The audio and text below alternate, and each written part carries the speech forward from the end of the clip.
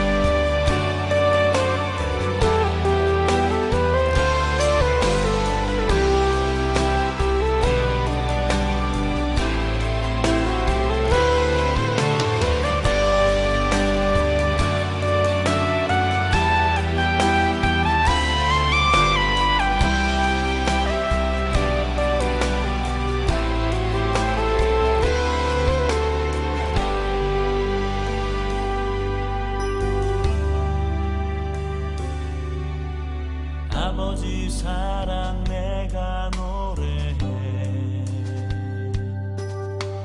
아버지 은혜 내가 노래해. 그 사랑 변함없으신, 거짓 없으신, 성실하신 그 사랑, 사람 가운데 걷지 않으시는, 꺼져가는 눈불 끄지 않는 그 사랑, 변함없으신, 거짓 없으신, 성실하신 그 사랑,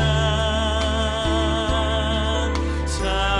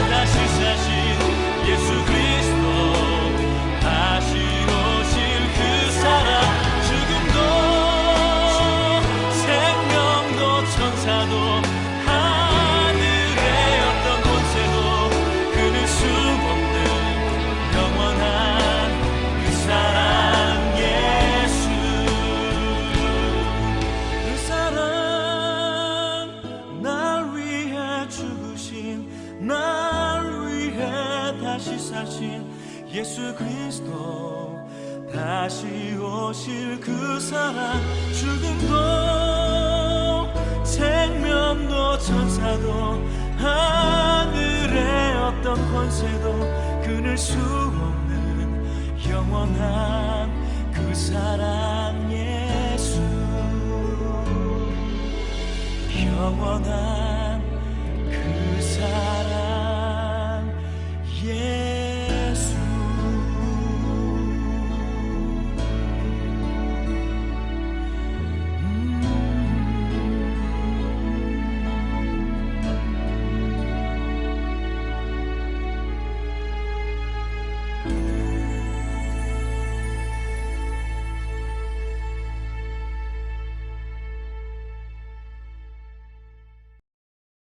나는 전능하신 아버지 하나님 천지의 창조주를 믿습니다. 나는 그의 유일하신 아들 우리 주 예수 그리스도를 믿습니다. 그는 성령으로 잉태되어 동정녀 마리에게서 나시고 본디오 빌라도에게 고난을 받아 십자가에 못 박혀 죽으시고 장사된 지 사흘 만에 죽은 자 가운데서 다시 살아나셨으며 하늘에 오르시어 전능하신 아버지 하나님 우편에 앉아 계시다가 거기로부터 살아있는 자와 죽은 자를 심판하러 오십니다. 나는 성령을 믿으며 거룩한 공교회와 성도의 교제와 죄를 용서받는 것과 몸의 부활과 영생을 믿습니다. 아멘. 오늘 본문 말씀은 신명기 6장 4절에서 9절 말씀입니다. 이스라엘아 들으라, 우리 하나님 여호와는 오직 한 분인 여호와이시다. 너는 내 온 마음을 다하고 영혼을 다하고 힘을 다해서 내 하나님 여호와를 사랑하여라. 내가 오늘 너희에게 주는 이 명령들을 내 마음에 새겨 너희 자녀들에게 잘 가르치되 너희가 집에 앉아 있을 때나 길을 걸을 때나 누울 때나 일어날 때 그들에게 말해주라. 또 너는 그것들을 내 손목에 메고 내 이마에 둘러라. 그것들을 너희 집 문설주와 대문에 적어두라. 아멘. 여러분, 제가 전에 했던 말씀 주제로 다시 말씀을 전하는 것은 오늘날의 세대, 그리고 이 사회뿐만 아니라 전 세계가 예수라는 귀중한 구원의 이름보다는 점점 물질 만능주의 세계로 되어가고 있습니다. 멀리 가지 않아도 지금 당장 내가 살아가는 세상에서 물질이 없으면 살아갈 수 없는 세대가 되어가고 있고 되었습니다. 국내는 물론 선교지에서도 돈이 없으면 위축되고 걱정되고 잠도 안 오고 월세, 전기세, 식비, 교통비 등 모두 돈이잖아요. 물질이라는 것에 의존할 수밖에 없어요. 그러나 우리는 알고 있습니다. 마태복음 4장 4절 말씀을 통해 예수님은 사람이 빵으로만 살 것이 아니라 하나님의 입에서 나오는 모든 말씀으로 살 것이다 라고 성경을 인용해 말씀해 주셨어요. 즉 이 세상이 주님의 말씀으로 지어졌어요. 우리가 살아가는 것도, 우리가 입는 것도, 먹는 것도, 우리가 살아가는 모든 것도, 생사복도, 길화복, 이 모든 것이 주님의 말씀 안에 다 있다라는 것입니다. 또 주님은 우리에게 말씀하십니다.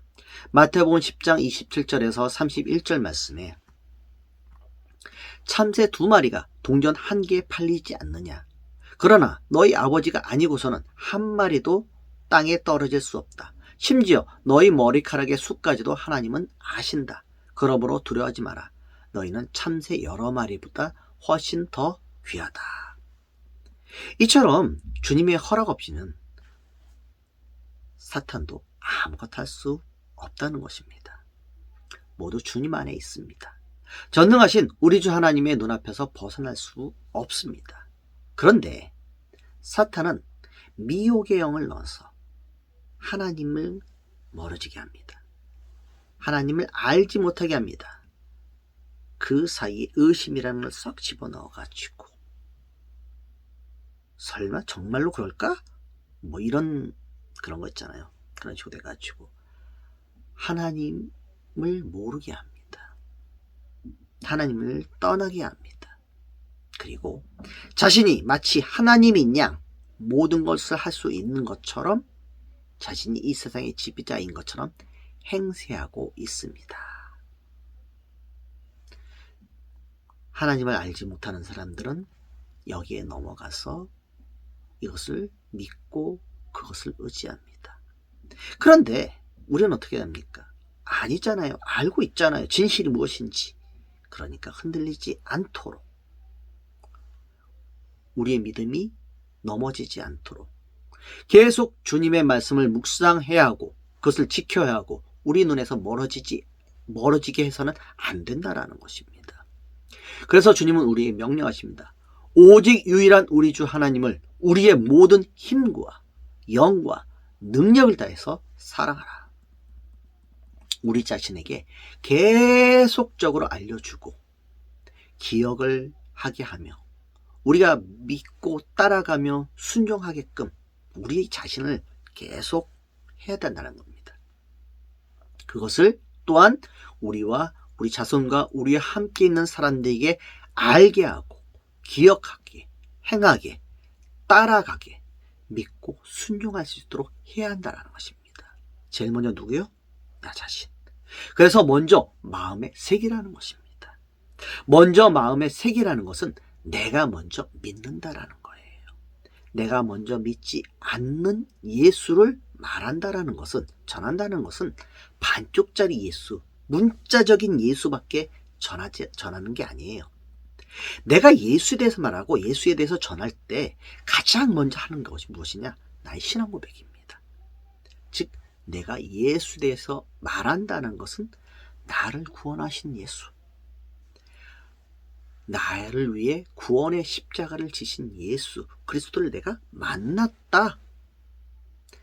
내가 그의 사랑을 받았다. 그의 놀라운 은혜 속에 내가 거하고 있다. 라는 것을 말하는 것입니다. 그래서 증인이에요.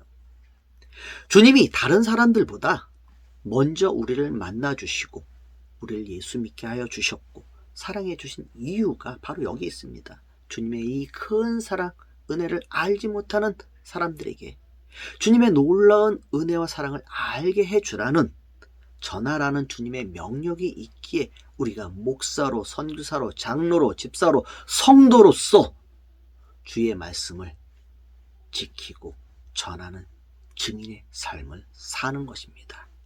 아멘. 다음으로 오늘 본문 말씀에 7절 말씀에 이렇게 기록되어 있습니다. 너희 자녀들에게 잘 가르치되 너희 집에 앉았을 때나 길을 걸 때나 누울 때나 일어날 때 그에게 말해주라. 이렇게 말씀하시는데 첫 번째는 무엇을 정할까요? 내가 만난 주님, 내가 만난 주님에 대해서 자녀들에게 얘기합니다. 내가 만난 주님의 그 사랑과 은혜 우리 자녀들에게 전하는 것, 그리고 그 자녀가 예수 안에 들어와 주님을 만나고 경험하고 사랑의 은혜를 또한 그의 자녀들에게 전하고 그의 자녀는 또 그 자녀들에게 전하고 그 후손들에게 전하여 계속해서 예수 그리스도 우리 주 하나님께서 주시는 복을 후손들에게 흘려보내서 그것을 그 복 안에 거하게 하는 것, 그것을 명령하고 있습니다. 그럼 그걸 어떻게 가르칠까요? 집에 있을 때나 걸어갈 때, 누울 때, 일어날 때 뭡니까? 항상 가르치라는 거예요. 그 말씀 속에서 벗어나지 않도록 항상 가르치라는 것입니다.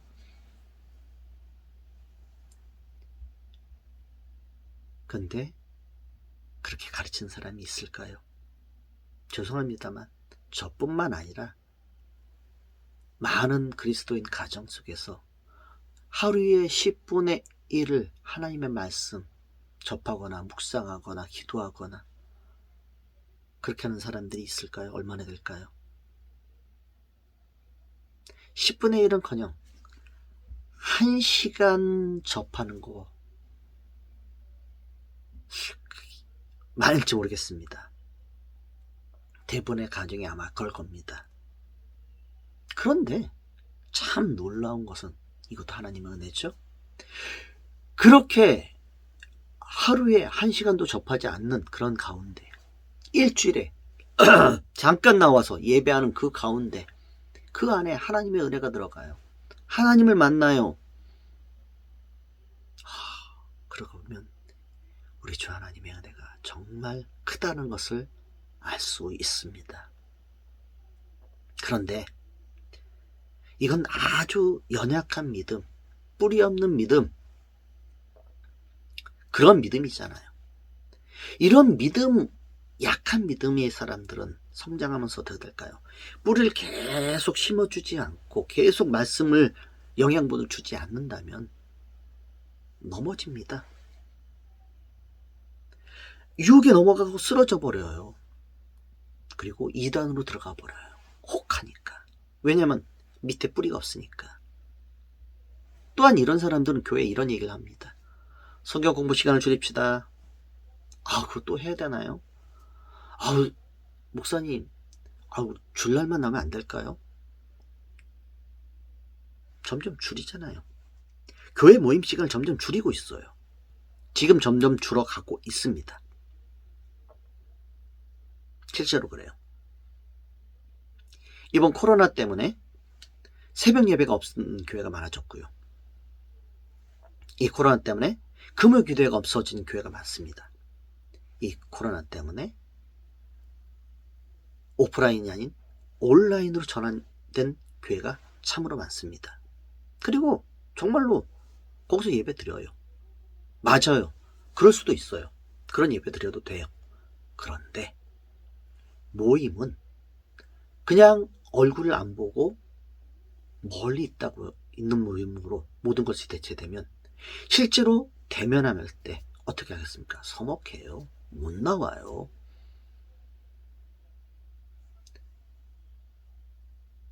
이런 모습이 어떤 모습이 될까요? 불평합니다. 계속 불평불만이 계속 나오는 거예요. 줄이고. 나중에는 무교주의. 예, 무교주의도 정당한 그 논리가 있겠죠.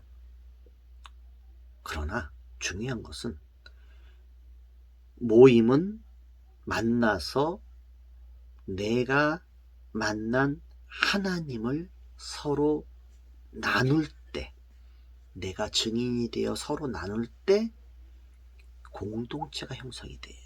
신앙 공동체가 형성이 되는 겁니다. 거기서 식탁 공동체로 하고 나누고 그러는 가운데 예배 공동체가 하나씩 만들어지는 거예요. 모임 공동체가 만들어지는 거예요. 거기서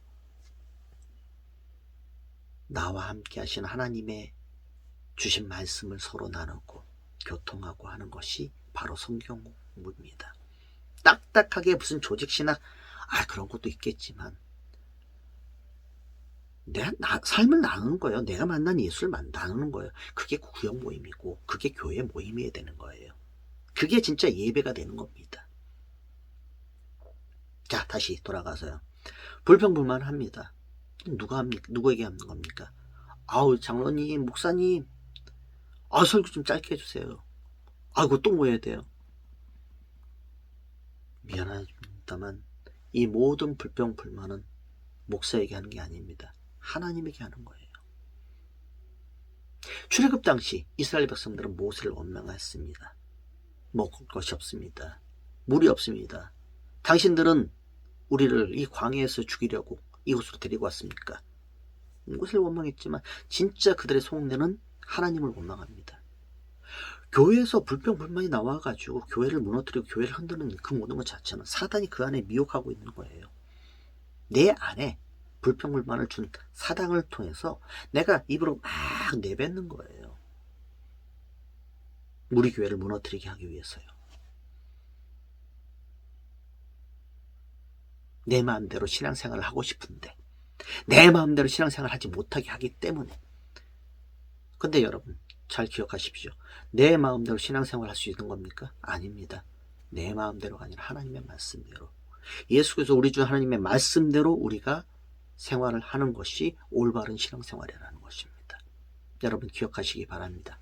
그러기에 어렸을 때부터 올바른 신앙생활을 하기 위해서 말씀을 계속 먹여야 하는 것입니다. 어렸을 때부터 우리 아이들이 신앙생활을 계속 이어지고 끊어지지 않고 하나님의 복 안에 자라게 하기 위해서 교회 나가고 신앙생활하고 예배 공동체 안에서 예배하게끔 계속 하는 것입니다. 여러분, 하나님의 말씀이 빠졌어요. 하나님의 말씀이 빠졌어요. 우리 생활하는 가운데. 그럼 뭐가 우선이 될까요? 우리가 생활하는 가운데 하나님 말씀에 싹 빠져버리면 세상과 우리랑은 다를 게 하나도 없어요. 빠져버렸으니까 우선이 무엇이 됩니까? 물질이 되죠. 물질이 우선인 상황으로 변해가 버립니다. 물질이 최고야. 돈 때문에 부부끼리 싸웁니다. 그런 가정 만들어줘요. 교회 안에서도, 그리스도인 가정 안에서도 이거 많아요. 부모와 자식들이 싸웁니다. 너한 형제끼리 싸워요. 돈을 더 많이 갖겠다. 막 싸워요. 뭐가 빠졌습니까? 그 안에는 하나님의 말씀이 빠져있는 상황이에요. 하나님의 말씀이 빠져있기 때문에 그런 곳이 만들어지는 겁니다. 잠언 기자도 얘기했습니다. 잠언 17장 1절 말씀에 마른 빵 한 조각만 있어도 화목하는 것이 먹을 것이 많이 차려놓고 싸우는 집안보다 낫다. 근데 이게 적절한 이해가 될지 않을지 모르겠지만, 하나님께서 우리 안에 오신 이유는 무엇입니까?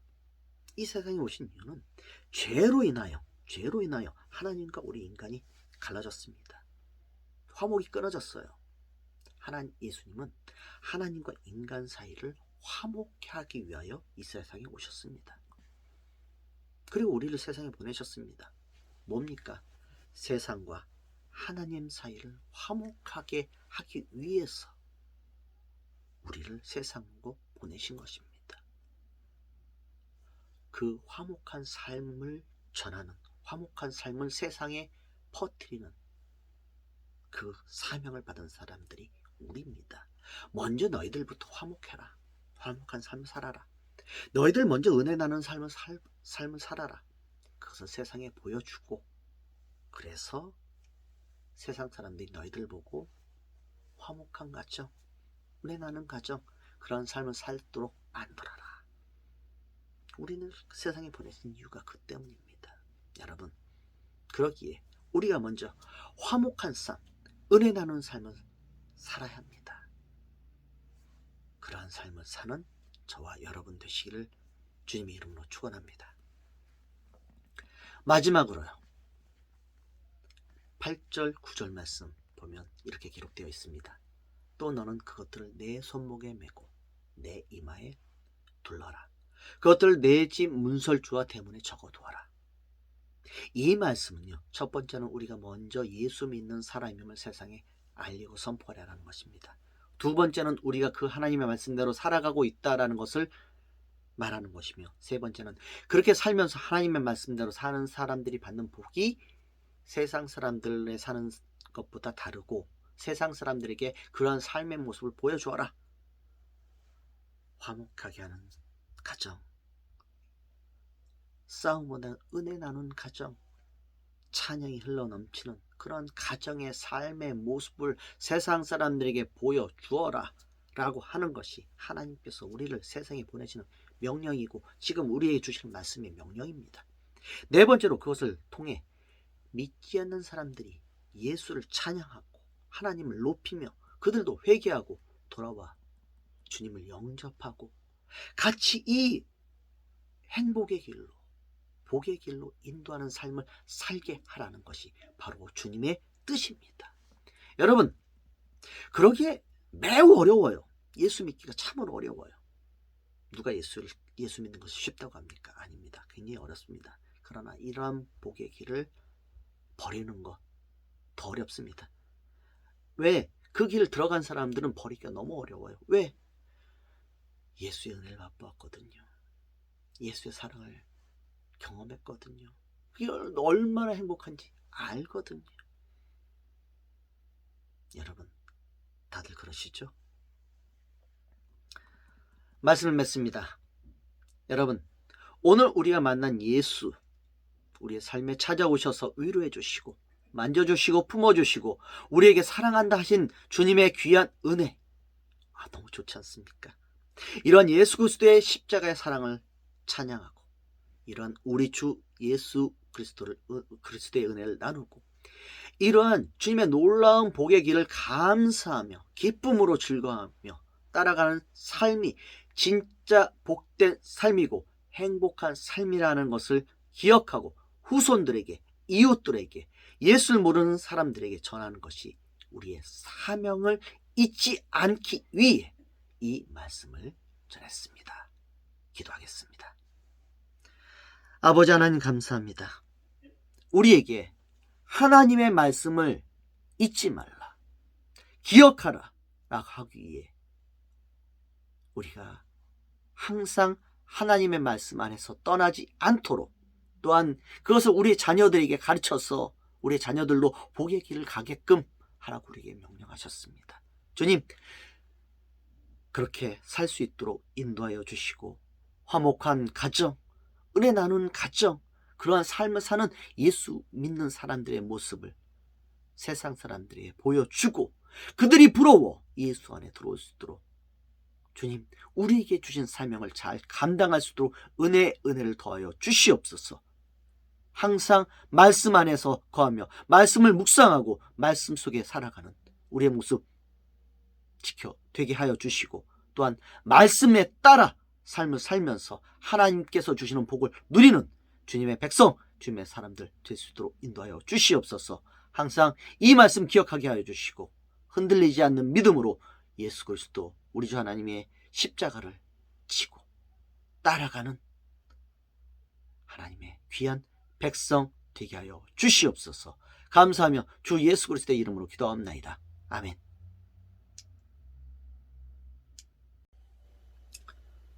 광고하겠습니다. 저희는 온라인 미션 스테이션 처치입니다. 이름 그대로 선교를 위해 서 있고 선교를 향해 나아가는 교회입니다. 선교사가 돌아가면서 말씀을 전합니다. 다음 주는 이상준 선교사님께서 말씀을 전하시겠습니다. 모든 헌금 후원금은 선교를 위해서 사용됩니다. 2023년도 계획은요, 캄보디아와 베트남, 태국, 미얀마, 라오스 등 한 번씩 방문하여 현지 교회를 돌아보는 것입니다. 벌써 2월 첫째 주가 되었습니다. 예수 그리스도의 사랑 기억하면서요, 우리 주 하나님의 은혜 잊지 말고 또 자녀에게 또 주위 사람들에게 증언하는 증인의 삶을 기쁘게 살아가는 하나님의 사람 되시기 바랍니다. 예수님께서 가르치는 기도로 기도하고 마치겠습니다. 주기도문.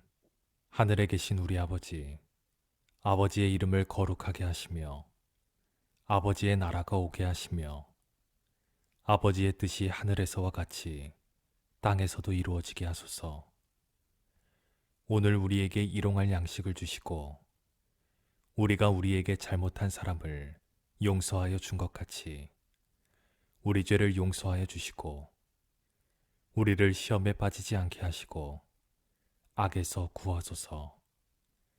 나라와 권능과 영광이 영원히 아버지의 것입니다. 아멘.